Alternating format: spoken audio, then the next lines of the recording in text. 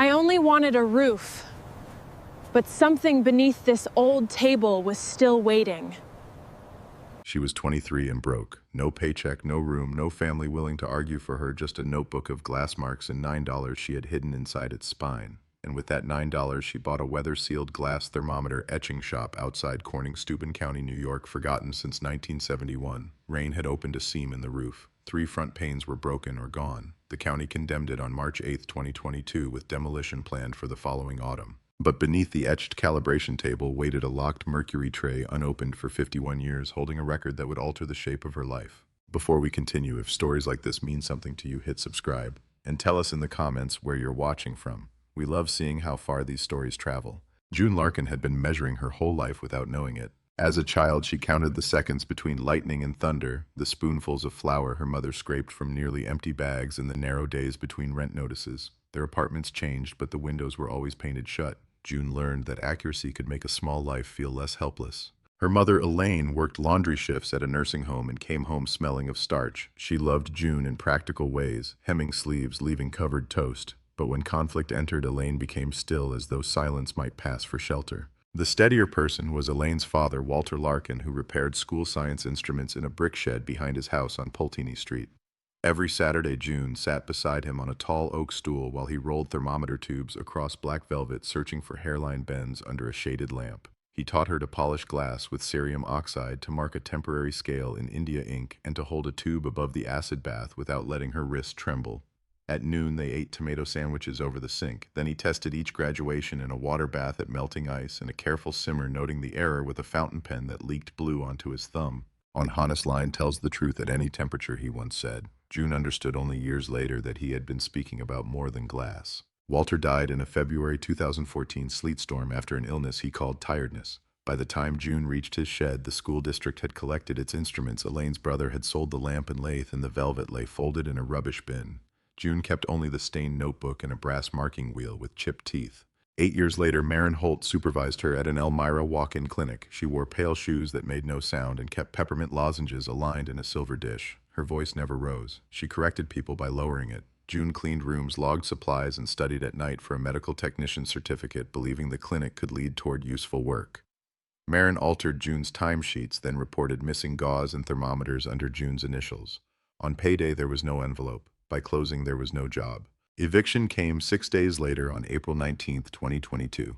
June returned to the apartment and found her grandfather's brass marking wheel placed on top of a sealed cardboard box as neat as an accusation. The landlord stood beside the door with one hand around the knob. Elaine remained at the kitchen table, folding and unfolding a paper napkin without looking up. "You cannot stay here after tonight, June, please." 8 words, nothing followed. June lifted the box. The marking wheel struck the linoleum, spun once, and fell flat. Elaine's fingers stopped moving, but she did not bend to pick it up. June did. She put the wheel in her coat pocket, carried the box downstairs, and heard the lock turn before she reached the sidewalk. For 6 weeks, she moved along the southern tier, choosing motion before questions. In Elmira, she slept 2 nights in the bus station until a guard began recognizing her coat. In Horseheads, she lay behind a self-service laundry warmed by dryer vents until rain soaked the cardboard beneath her. She spent 3 nights behind a church in Big Flats, then walked to Corning and slept beneath a parking garage stair where headlights crossed the concrete hourly. Her $9 had once been 37. A bowl of soup reduced it to 34. Bus fares took 11 more. She bought crackers, 2 apples, a spool of thread, and 1 cup of coffee she made last through an afternoon. By the 5th week, she had $12.80. She washed in library restrooms, dried socks beneath hand blowers, and wrote applications in pencil so dates could be erased.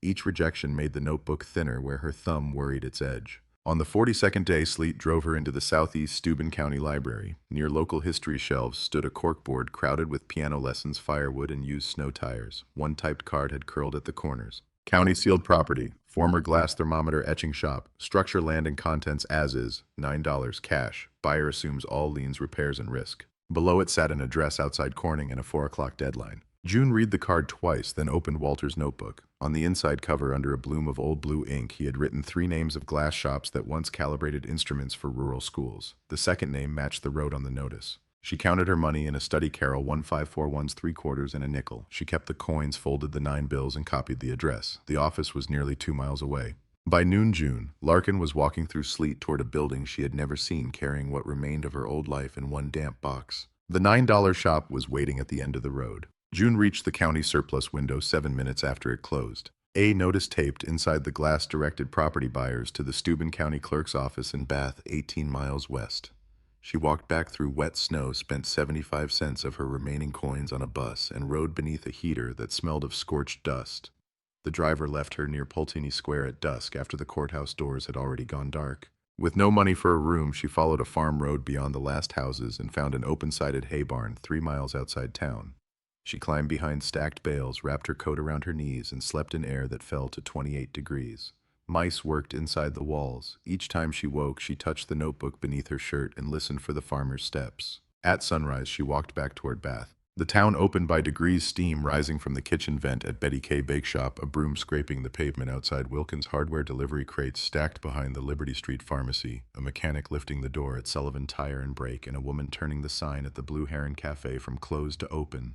June passed all 5 without stopping. Her 9 folded dollars remained dry inside waxed paper. The clerk's office occupied a high room smelling of old ledgers, floor polish, and wool coats dampened by weather.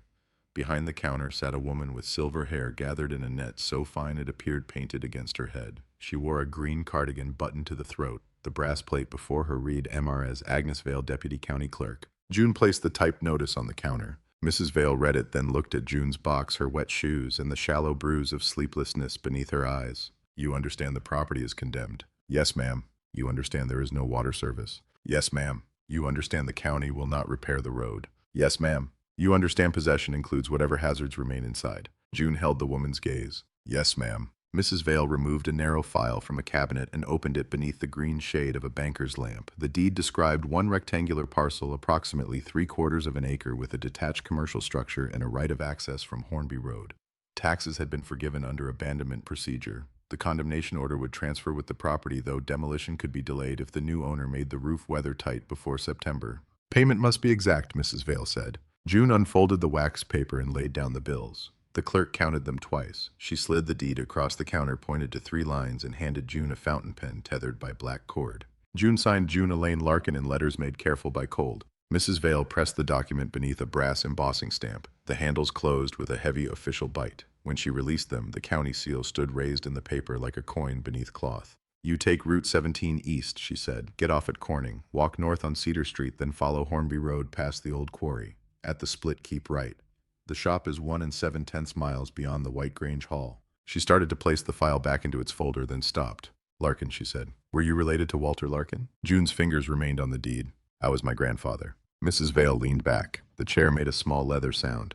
I brought instruments here when my children were in school. Thermometers, rain gauges, 2 barometers from the agriculture room. The district could not afford replacements. She touched one corner of the file. He repaired them without billing anyone. June looked toward the tall windows. Snowmelt ran down the glass in wavering lines. I never told me. I did not tell most people. Mrs. Vale studied the record again and removed a yellowed transfer sheet clipped behind the deed. Near the bottom was the former owner's name, Elspeth Rowe, Scientific Glass Etcher. Beside it, in blue ink dated 1968, stood the notation, Instruments collected and delivered by W. Larkin. The clerk turned the page so June could see it. Your grandfather came through this office more than once, she said. He asked what would happen to the shop if Miss Rowe died. I told him the county would seal it unless an heir appeared. Did one? No. Did he try to buy it? Mrs. Vale's mouth tightened, not with disapproval, but with remembered uncertainty. He asked for the forms. He never returned them. For a moment, June saw Walter's blue-stained thumb turning pages beneath the shaded lamp. The memory lasted only until Mrs. Vale closed the folder.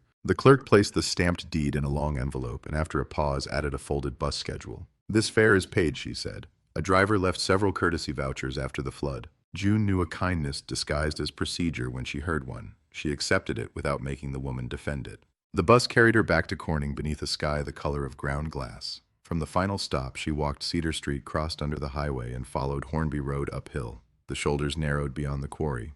Meltwater moved beneath plates of ice in the ditches. At a mailbox shaped like a red barn, an older man was splitting kindling beside a wire fence. His dog, a broad brown hound with one white ear, came to the road and barked once. You headed for Rose Place, the man asked. June lifted the envelope. I own it. The man rested both hands on the axe handle. The hound sniffed her box and sneezed. Well, he said, that is a sentence I have not heard lately. I introduced himself as Edwin Pike and the dog as Mabel. Without offering advice, he pointed to a line of black walnut trees bending over the road. Follow those. Last tree marks the drive. The property appeared gradually beyond the trunks. The shop was a one-story timber building faced with weathered clapboards roughly 24 feet wide and 40 feet deep. Its stone foundation had settled at the northeast corner. Rolled roofing sagged between two rafters, and the brick chimney leaned slightly away from the ridge. Above the front door, a wooden sign still carried the pale ghosts of the words "Row Thermometer Graduation and Repair." 3 window openings had been covered with planks. The others held glass clouded by mineral dust. June stood at the foot of the drive until the cold reached through her soles. The county seal on the door yielded beneath the key Mrs. Vale had taped inside the deed envelope. June turned it twice, shouldered the swollen wood, and entered. The front room smelled of wet plaster mouse droppings and something sharper beneath both, an old mineral odor that caught at the back of her tongue. Snowlight entered through cracks in the boards and crossed the floor in narrow bars. Her boots disturbed glass grit that whispered against the planks. A counter divided the room. Behind it stood empty display shelves with felt pads darkened into perfect circles where instruments had once rested. June ran one finger along the wood and felt a fur of dust, then a small ridge cut by generations of elbows. In the back room, the air changed. It was colder and carried the faint metallic sweetness of sealed chemicals.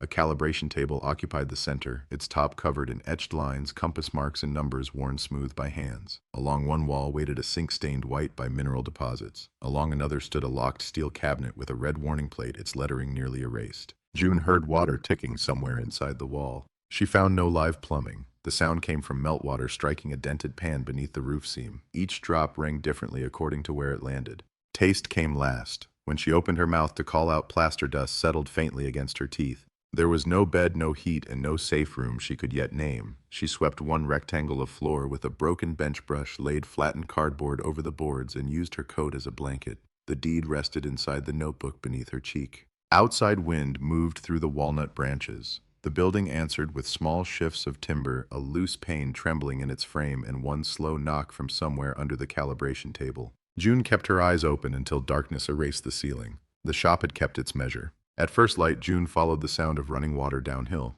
The well stood 30 yards behind the shop beneath a square cedar cover gone silver with age. She lowered the rusted bucket, counted 6 seconds before it struck, then hauled up water clear enough to show the rope fibers at the bottom. She boiled it in a dented enamel pot found beneath the sink and marked the well good boil first in Walter's notebook. The outhouse leaned toward a patch of sumac but remained sound where it mattered. Its door had swollen shut. June worked a broken hinge pin loose with the brass marking wheel, then shaved the jamb with a strip of glass until the door moved again. By the 3rd day, she knew the floor's language. The plank beside the counter clicked once. 2 boards near the chimney complained together. A narrow strip outside the workroom gave no warning at all and dipped nearly an inch beneath her heel. At night, she crossed the building without a lamp, placing each step where the wood had taught her. Food and repairs required credit. Wilkins Hardware occupied a long brick storefront on Market Street, its aisles scented with machine oil seed sacks and unfinished pine. Copper kettles hung above the register, green at their seams. The owner, Arthur Wilkins, had eyebrows so white and heavy that he lifted his chin to see beneath them. He watched June set the county deed on his counter. "Rose shop," he said. "Yes. You know what $9 buys? A beginning." One of his eyebrows rose. June opened Walter's notebook to a page of tool drawings and placed her remaining coins beside it. "I need enough to make the chimney safe. I can pay weekly once I find work." Arthur counted neither the coins nor the pages. "You have references?" "No." "Collateral. The building. That building is collateral against itself." June waited. Arthur rubbed one thumb over a scar in the counter, then pulled a ruled account book from beneath the register. "I will give you 30 days, he said. "No tobacco, no sweets, no decorative brass." "I do not need decorative brass." "Everyone thinks that until they see it." He wrote June Larkin Row Property across the top of a page. From a shelf behind him, he added a stained booklet titled Repairs for the Rural Home, 1948 edition. "My father kept that beside the furnace," he said. "It is free because nobody should be charged for outdated advice." June left with a wire chimney brush for $3.85, 20 feet of jointed fiberglass rod for $4.20, a cold chisel for $10, work gloves for 85 cents, stove cement for 60 cents, and a used galvanized bucket for 75. The chimney took most of the 4th day. She removed the stovepipe and stuffed the opening with damp cloth. On the roof, she tied a rope around her waist and fixed the other end to the walnut nearest the eave. The first pass of the brush stopped 7 feet down. She twisted clockwise, withdrew it, and found the bristles glazed with tar-black creosote. Walter had once shown her a school furnace flue packed the same way. He had laid the flakes on newspaper and touched one with a match. It burned fast and bright enough to whiten the paper beneath it. "Fire remembers every careless winter," he had said. June returned to the present when the brush handle shifted under her palm. She worked from above for 3 hours, then from the clean-out below for 2 more, breaking the hardened ridge with the cold chisel and catching debris in the galvanized bucket. Soot entered her sleeves and collected behind her ears. By dusk, she had removed nearly 11 pounds of creosote bird straw and 1 mummified squirrel that she buried beneath the sumac. She tested the draw with a twist of newspaper. The flame leaned toward the flue. June sealed the pipe joints with stove cement and waited until morning before lighting a proper fire. She began with walnut twigs, added split maple. Edwin Pike had left beside the drive without explanation and watched smoke rise cleanly into the chimney instead of folding back into the room. Heat moved slowly across the shop. Frost disappeared from the inside of the window nearest the stove. June placed the enamel pot over the flame and cooked oats with half an apple sliced into them. She ate sitting on the floor, holding the bowl between both hands. It was the first hot meal she had made under her own roof. Afterward, she entered the workroom with the bench brush and began removing what 51 years had laid over everything. The calibration table stood on cast iron legs, its oak top marked with ruled channels for tubes of different widths. A black inspection hood waited beside it, lined with velvet stiffened by dust. Near the sink, she found a foot-powered polishing wheel with its belt intact, 3 brass tube rests, an acid-resistant stone tray, a wooden rack holding 12 glass blanks, a magnifying lens on a jointed arm, and a steel case of diamond point scribes wrapped in waxed cloth. The locked cabinet bore the old warning for mercury compounds. June did not touch it. Beneath the calibration table was a shallow iron drawer with a recessed handle. The county inventory had called it a mercury tray. A square padlock secured it to a staple driven through the table frame. June tried the keys found on hooks and jars and beneath the counter. None fit. She went back to cleaning. Near sunset, the bench brush struck the underside of the table and produced a hollow wooden note. June stopped. She tapped the left edge with the handle. Solid. The center returned a dense knock. At the right corner, the sound opened like a small drum. She pressed upward. Nothing moved. Then she placed both hands beneath the corner and lifted. That section of the table weighed less than the rest, though its oak appeared equally thick. Running her fingertips along the underside, she felt a round depression no wider than a coin. A cedar disc sat flush inside it. The disc had darkened almost to brown, but its grain remained visible. June worked the brass marking wheel beneath one edge, careful not to split it. The disc turned a quarter rotation, stopped, then turned again. Something released inside the table. The locked mercury tray dropped half an inch. June stepped back. The padlock had never secured the drawer itself. It secured only a false front. When she rotated the cedar disc completely, the entire tray slid toward her on hidden wooden runners, bringing with it the mineral smell she had noticed on the first night. She wrapped her hands in the work gloves before pulling it farther. There was no mercury inside. The first package was long and flat-bound in linen tape. June cut no knots. She loosened each one with the point of a scribe and folded the cloth aside. Inside lay Walter's shaded inspection lamp, its green metal neck scratched near the switch. The cord had been coiled exactly as he used to coil it, 3 loops over the palm and 1 binding turn across the middle. The second parcel held his steel dividers, brass marking jig thermometer cradle, and a narrow box containing 4 unused diamond points. Each tool bore his initials, WL. June sat on the floor without touching them again. The room had gone quiet except for the stove ticking as it cooled. Beneath the tools were bundles of raw glass tubing separated by wool strips, 6 packets of acid-resistant wax, and 3 sheets of transfer numerals.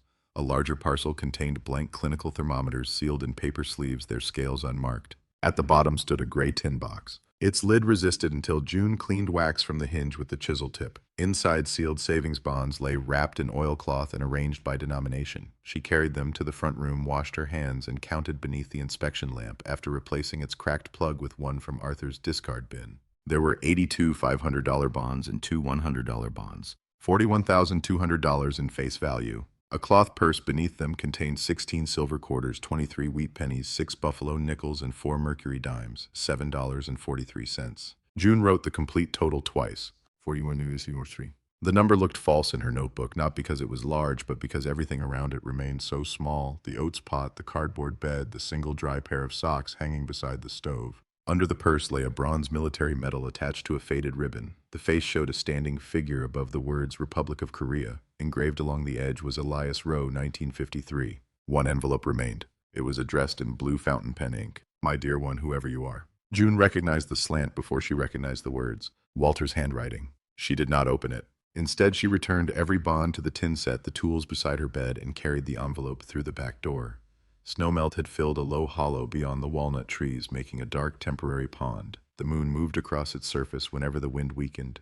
June sat on the well cover with the letter between both hands. A freight train passed somewhere beyond Corning, its sound softened by the hills. Water slipped through the roadside ditch under ice around stones going where the ground allowed. She remained outside until her fingers hurt and the moon stood clear of the branches. The letter could wait until morning. The shop had kept its measure. Morning entered through the broken panes and bands of white light. June brought the envelope to the calibration table and placed Walter's inspection lamp beside it. The blue ink had faded unevenly, but the high crossbar of his T and the narrow loop of his L were unchanged. She knew those marks from grocery list repair slips and the notes he had written beside her first crooked graduation lines. The letter had been waiting in his hand. She opened it with the blunt edge of the brass marking wheel. My dear one, whoever you are, if you have found this letter, then you have already done the difficult work of looking beneath what others called empty. My name is Walter James Larkin. In October of 1969, Dr. Samuel Breen at St. Joseph's Hospital in Elmira told me I had pulmonary fibrosis. He gave the illness a name, then advised me to put my affairs in order. I did not tell my daughter. I told only Elspeth Rowe because she understood what silence costs when it enters a workshop. This trade began with Abigail Rowe, born in 1841 near Pittsford, Vermont, who marked fever tubes for Army surgeons during the Civil War. Her daughter, Lydia Rowe, born in 1868 in Corning, brought the work into this building in 1892. Lydia's son, Elias, born here in 1899, carried instruments overseas and was later lost in Korea in 1953. His sister Elspeth, born in 1906, kept the shop until October 17, 1971. On that date, she closed the acid room, drained the baths, sealed the Mercury cabinet, and turned the sign toward the wall. More than 30 years of work, followed by more than 30 years of silence. I came here first as a delivery boy and later as a repairman. Elspeth taught me that a thermometer is not a number painted on glass. It is a promise that the line corresponds to the world. Keep the tube at 32 degrees Fahrenheit in crushed ice for 5 minutes before marking the lower point. For a boiling water check, correct for elevation, and hold the bulb in steam, never against the metal vessel. Mix hydrofluoric etching paste only in a lead or wax tray, 1 part thickener to 4 parts prepared acid, and never work without moving air. After washing, polish with cerium oxide until the scale is clear under angled light, but stop before the glass grows warm. The bonds belong to the work. Elspeth and I purchased them slowly, one careful payment at a time. Use them to keep the roof sound, the tools honest, and your hands free from haste. Inheritance is not what rests in a box. It is the responsibility to leave a useful instrument where fear once stood. The notebook beneath this letter records the thermometers we gave without charge to nurses in the hills. During the blizzards of 1958 and 1966, some families could not reach a clinic for days. A marked tube wrapped in wool traveled farther than a physician could. Behind the shop near the well, you will find a granite marker with a line and circle cut into its face. That is Abigail's mark. Clean it, but do not move it. The house is not empty. It has been waiting. You are welcome here. Walter James Larkin, December 3, 1971. June read the letter once without moving, then again with her forefinger resting beneath each line. On the second reading, the lamp began to hum. She folded the pages along their original creases, returned them to the envelope, and pressed the envelope flat beneath both palms as though careful pressure might preserve the voice inside it. The notebook Walter mentioned lay beneath the bonds. Its cloth cover was dark green, buckled by damp, and labeled Rural Delivery in Elspeth Rowe's hand. Each page recorded a date, a town, a nurse's name, and the number of instruments supplied. Jasper Addison, Troopsburg, Woodhull. Besides several entries, Walter had drawn a small circle intersected by one exact line. June carried the notebook through the back door. The ground near the well had softened during the night. She searched with the heel of her boot until it struck stone beneath matted grass. Working with her hands, she uncovered a dressed granite marker no larger than a breadboard. At its center was the same line passing through the same circle cut deep enough to hold shadow. She washed the grooves with a cup of well water. The mark did not resemble a family crest. It resembled a thermometer bulb and stem reduced to their simplest form, measure, witness, record. Back inside, June set Walter's inspection lamp on the calibration table. The cord was brittle near the plug, so she wrapped the split with friction tape, checked the socket, and fitted a low-watt bulb from Arthur's discard box. When she turned the switch, green-shaded light fell across the glass blanks and brought every speck of dust into view. It was the first heirloom object she returned to use. She remained beneath that light while the people of the previous days came back to her in separate gestures, Mrs. Vale sliding a paid bus voucher beneath the deed, Edwin Pike leaving Split Maple without knocking, Arthur Wilkins opening a credit line with no collateral, the unknown driver who had surrendered those courtesy fares after the flood. None had offered rescue. Each had simply removed one small weight from the next step. There are kindnesses so modest that the giver may forget them before supper, while the receiver carries them for years. What small kindness did someone once give you when they had no reason to know how badly you needed it? Tell us in the comments not to praise the giver, but to keep the act from disappearing. That evening, June wrapped the divider's marking jig, diamond points, and brass wheel in Walter's old linen. She placed them beside her cardboard bed, close enough to touch without rising. The letter stayed beneath the notebook under her cheek. For the first time, the sounds in the walls did not resemble a building failing. They sounded like work waiting for daylight. The first snow arrived on December 2nd, laying 4.5 inches over the walnut roots and filling the sag above the northeast corner. June read the roofing chapter in Arthur's old manual 3 times. Then she measured the shop 24 by 40 feet, 2 roof planes, a moderate pitch, and enough waste at the damaged edge to require 32 bundles of asphalt shingles, 6 rolls of felt, and 25 pounds of galvanized nails. She wrote the figures on the wall beside the stove and checked them before placing the order. Arthur delivered the materials in a truck that coughed blue smoke. From behind the seat, he produced a roofing hatchet with a squared pole and a leather grip darkened by years of sweat. "My brother used this," he said. "He is past needing it." June accepted it with both hands. The next morning, an elderly man named Thomas Bell came up the drive carrying a carpenter's square. He had worked roofs for 43 years and walked with one shoulder lower than the other. June offered him the little cash she had earned cleaning the cafe before opening. "No," he said. "You hold the ladder." They worked 11 days. Thomas showed her how to sister the split rafter with dry spruce bolts staggered so the old timber would not shear along one line. They snapped a chalk line across the felt and laid each course against it. He taught her to set a nail in 3 strokes tap drive seat, not crush. On the 4th morning, he touched one shingle with the hammer's face. "That nail's proud." June leaned toward it. "Pull it." Wind lifted felt from the western plain on the 7th day and tore 2 courses loose before they could cap them. They stripped the damage in silence, laid it again, and worked until the light went gray. By December 14, the final ridge cap was seated. Thomas stood in the yard, examined the roof without praise, then closed the carpenter's square and placed it in his coat. Snow began after dark. None entered the shop. January exposed what fire had hidden.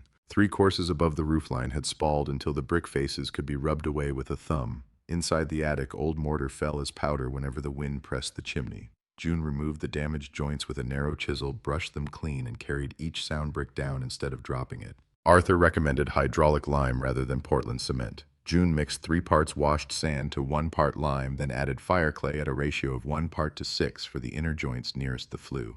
The mortar had to remain firm enough to cling beneath a trowel and wet enough not to steal moisture from the old brick. She worked for 3 weeks while daytime temperatures remained in the 20s. Ephraim brought her an old feed bag filled with horsehair saved from his brother's workshop. 1 brick cracked after setting and had to be removed. A second course leaned beyond the plumb line. She rebuilt that too. On January 29th, she lit a test fire with dry maple and a strip of newspaper. Smoke rose from the stove, entered the pipe, and drew cleanly through the repaired chimney. Outside, a straight gray thread lifted above the roof and held together despite the wind. June watched it until the last piece of kindling settled. Beneath the soot, the floors were white pine fastened with hand-cut rosehead nails. June rented a random orbit sander for $14 per day and carried it from Arthur's truck as if it were medical equipment. She set every raised nail below the surface with a punch, then made 3 passes, 80 grit to remove blackened finish, 120 to level the grain, and 220 for the final smoothing. The machine pulled hard toward the damaged corner. Dust rose despite the cloth she tied over her face and filled the green inspection lamp with a pale halo.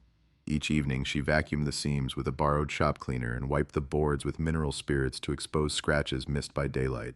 3 coats of oil followed, each worked thinly along the grain. The floor shifted from dull gray to dark honey, then deepened toward mahogany around the stove and calibration table. After the final coat, she barred the door and allowed a full 48-hour cure. There was one morning when she did none of it. The sander stood ready, its cord looped beside the wall, but June walked to the marsh instead. A great blue heron waited in the shallows, motionless except for the wind combing the feathers along its neck. She sat on a fallen trunk and watched it for almost 3 hours. It struck once, swallowed a small silver fish, and resumed its waiting. June returned near dusk, swept nothing, and lit the stove. The floor could wait one day. The shop had 8 windows. 3 had no glass at all. 4 were cracked from corner to corner. The 8th held one original pane made in 1788, according to a date scratched into the sash beneath 3 later coats of paint. Its surface waved gently, turning the walnut branches outside into moving water. June preserved it. For the missing panes, she cut replacement glass 1/8 inch short of each opening. She bedded every piece in a thin ribbon of DAP 33 glazing putty, pressed glazier's points into the muntins with the side of a chisel, then rolled the finish bead between her palms before tooling it to a clean angle. The sash cords had rotted inside the pockets. She replaced them with 1/4 inch cotton cord, lowering each counterweight carefully and securing the line with a figure-8 knot that would not pull through the eye. 1 sash dropped after installation and shattered a new pane on the bench. June stood still until the last fragment stopped moving, then measured another piece. She completed the final window on February 8. As she seated the lower sash, a chickadee landed on a walnut branch outside, close enough that she could see the black cap reflected in the fresh glass. It tilted its head toward the room, tapped once at the branch, and flew into the pale afternoon. June closed the latch. The shop held its warmth. Behind the stove, the remaining plaster clung to hand-split oak lath by narrow keys of lime and horsehair. June's first patch dried too quickly and cracked before breakfast. The second sagged from the lath. The third held for 2 days, then separated near the chimney with a hollow sound beneath her knuckles. She removed all 3 without trying to save them. Arthur found an old paper bag of horsehair in his storeroom, left from repairs his father had made decades earlier. June mixed it into lime plaster until the fibers crossed each handful like fine roots. She dampened the lath, pressed on a scored scratch coat, and waited until it resisted her thumb. The brown coat followed at 3/8 of an inch and cured beneath damp cloth for 72 hours. She applied the final coat 1/8 inch thick, polishing it with a steel trowel as the surface tightened. In angled light, the repaired wall showed slight waves where old work met new. June rested her palm against it. These patches will hold another 100 years. Doris Hale began leaving paper bags on the doorstep before dawn. She owned the Blue Heron Cafe and wore her red hair twisted around a pencil that was usually missing by noon. The first bag held 2 biscuits, an egg sandwich, and a jar of soup wrapped in yesterday's newspaper.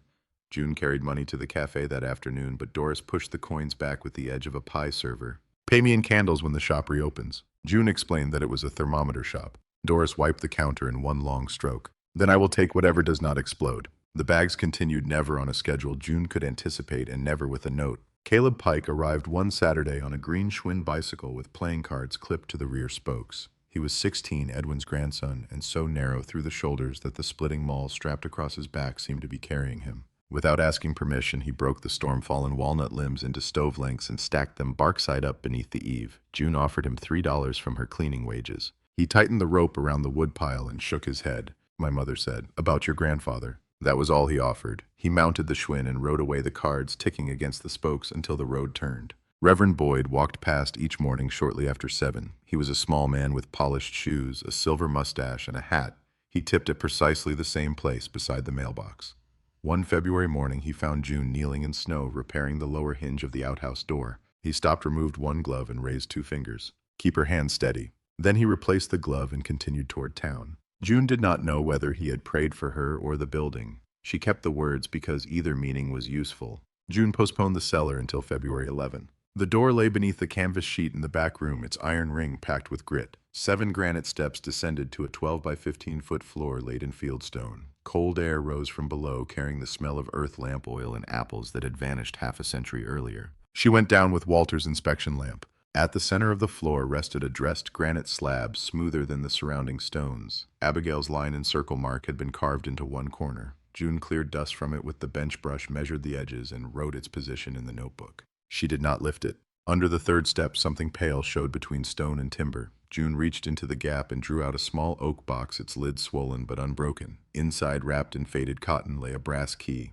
Its bow had been shaped into a thermometer bulb and slender stem. Beneath the key was a tintype. The image showed a young woman standing outside the shop in summer, one hand resting on the calibration table, dragged into daylight.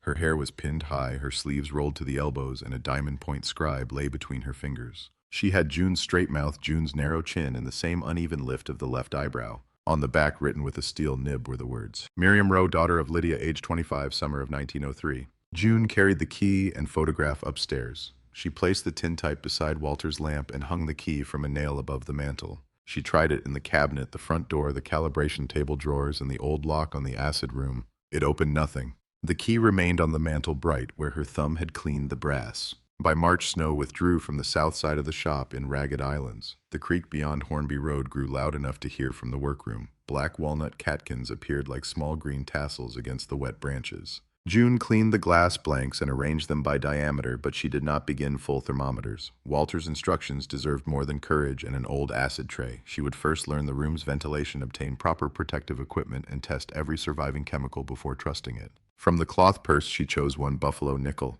She would spend that single coin on material, not because 5 cents could purchase much in the present, but because the act placed an old saving into new work. Arthur accepted the nickel as partial payment for a box of narrow glass samples and fastened it inside the account ledger with transparent tape. June practiced straight lines in wax. She tested spacing under angled light. When one sample broke, she recorded why. The house was patient, so was she. 2 winters later, on December 6, 2024, June completed the first instrument that carried every stage of the old trade. It was not made for a hospital or laboratory. It was a simple, spirit-filled thermometer for Doris's cafe pantry where canned peaches froze against the north wall. June calibrated the lower point in crushed ice for 5 full minutes, checked the upper range against a certified reference instrument, and scratched each graduation with Walter's diamond point beneath the green inspection lamp. She covered the scale with resistant wax, exposed the marks, and etched them under the new ventilation hood. After neutralizing and washing the tube, she polished it with cerium oxide until the lines became sharp under slanting light. At the bottom, she added one small mark aligned through a circle. Doris held the finished thermometer toward the cafe window. It looks too exact for Peaches. Peaches deserve the truth, too. The restored shop had changed without becoming new. White pine floors reflected the stove in dark bands. 8 windows gathered winter light, including the wavering pane from 1788. The calibration table remained scarred by acid and compass points, its hidden tray repaired but not disguised. Walter's lamp stood over the work surface, and Miriam's tintype watched from a narrow shelf beside the rural delivery notebook. The brass key still hung above the mantel. Its purpose revealed itself during the first week of January after an ice storm split a heavy limb from the largest walnut tree beside the road. Caleb, now taller and driving Edwin's old truck, came to help cut it away. Beneath the broken branch, June noticed a rectangular green plate set flush into the trunk where bark had grown around its edges. The plate bore Abigail's mark. June cleaned the slot with a stiff brush and brought the brass key from the mantel. It entered without resistance. When she turned it, a narrow copper-lined compartment released from inside the tree. The cavity had remained dry. Within it lay a folded 48-star American flag wrapped in waxed linen, its cotton field faded but intact. Beneath the flag was a note dated November 18, 1951, during the Korean War. Miriam Rowe had written it to her nephew Elias. She told him the walnut had grown from a nut planted the year he was born. She promised that if he returned, the flag would come down and hang above his bench. If he did not, it should remain folded until someone restored the shop and understood that service was not measured only by where a person died, it was measured by what they had kept safe before leaving. Elias never returned to open the compartment. June refolded the note along its creases. She did not hang the flag in the shop. Cloth that old required steadier care than sentiment could provide. Mrs. Vale helped her contact a textile conservator in Rochester who prepared an archival box without altering the folds. On July 27, the anniversary of the Korean War armistice, June carried Elias Rowe's medal to Bath National Cemetery. There was no public ceremony. Reverend Boyd read the name once beside a veteran's memorial. Caleb placed a walnut leaf beneath the ribbon, and June stood until the afternoon bell sounded from beyond the grounds. The bonds took longer to settle. A lawyer recommended by Mrs. Vale verified the ownership history and helped establish a small trust limited to the building safety equipment taxes and rural instrument work. June redeemed only what the roof, chimney, ventilation, and legal filings required. The principal remained quiet. From the old cloth purse, she spent 4 coins. The buffalo nickel stayed taped in Arthur's ledger. 1 wheat penny went beneath the replacement sill at the front door. A silver quarter paid Doris for the first cafe notice, though Doris later hid it in June's coat pocket.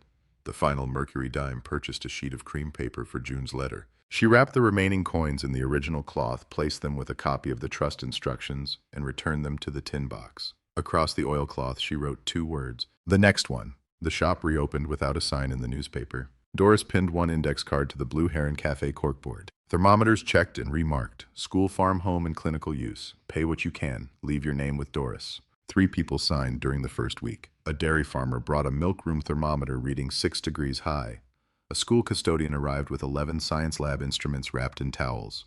A rural nurse mailed 2 fever thermometers from Greenwood with a note asking whether old glass could still be trusted. By spring, the mailing list held more than 40 names. June worked slowly. She rejected tubes with uneven bores, recalibrated anything doubtful, and returned instruments in wool sleeves copied from Elspeth's notebook.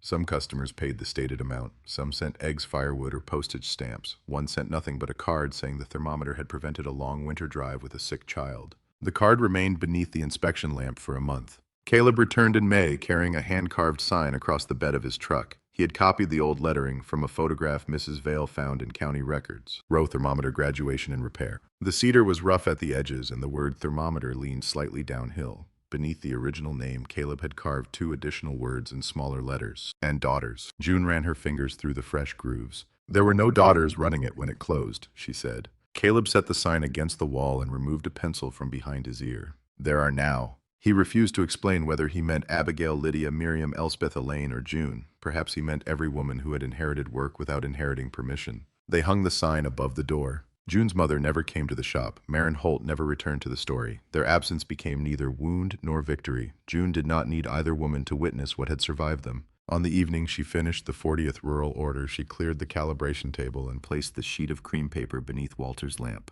Miriam's tintype stood to her left. Walter's letter rested to her right. June uncapped his fountain pen, now fitted with a repaired bladder. She began, "My dear one, whoever you are." She wrote that the roof was sound, the chimney drew clean, and the old pane still bent, the walnut branches into water. She explained where the safety records were kept and why no instrument should leave the room without 2 reference checks. She named Doris, Arthur, Caleb, Edwin, Mrs. Vale, Thomas Bell, and Reverend Boyd not as benefactors but as people whose small actions had entered the structure. She wrote that useful work did not erase what had happened before it. It gave the hands somewhere honest to go afterward. Then she described the hidden tray and the granite slab in the cellar. She did not claim to understand every compartment. Some things could remain closed until knowledge caught up with curiosity. Before folding the letter, June added one final instruction. "If the shop becomes yours, begin by listening to the floor." She placed the pages in a new envelope and returned them to the Mercury tray with the tin box, the account ledger, and one unused diamond point. The cedar disc turned beneath her fingertips and drew the false front into place. The shop had kept its measure. Outside evening light passed through the walnut leaves and entered the wavering glass. June extinguished the inspection lamp, closed the front sash, and left one repaired thermometer hanging where it could be seen from the road. The glass thermometer etching shop waits. It has always waited. In Bath, Mrs. Agnes Vale retired the following autumn. While clearing her desk, she found the first dollar from June's $9 payment caught behind the brass embossing stamp. The bill had folded itself around the drawer's wooden runner and remained there through every opening and closing. Mrs. Vale smoothed it once, then left it exactly where it had waited. The glass thermometer etching shop waits. It has always waited.